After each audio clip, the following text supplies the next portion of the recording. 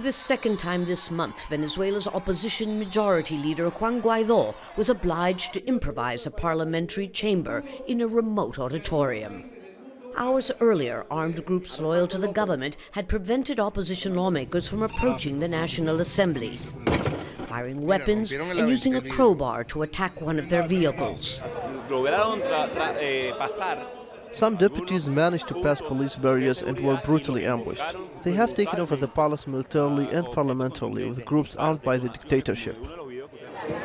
Heavily armed security forces had already surrounded the legislative palace, where Guaidó had planned to convene parliament.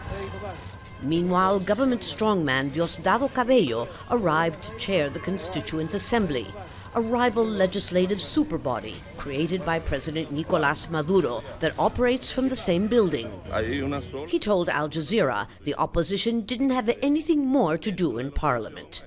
In fact, it's not clear whether the mainstream opposition will ever be able to hold another session here in the Legislative Palace again. The government strategy seems to be to occupy this area permanently.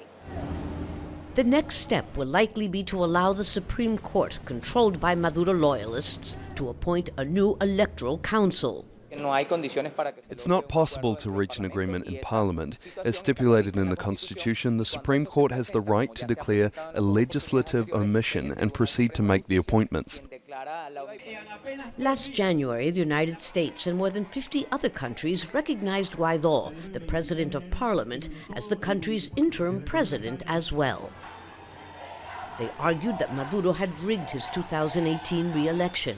But a year later, harsh economic and diplomatic sanctions to try to force Maduro to hold new national elections have failed. And it's now Guaidó who's on the defensive, as the military-backed government uses all the means at its disposal to isolate a defiant but increasingly powerless opposition. Lucia Newman, Al Jazeera, Caracas.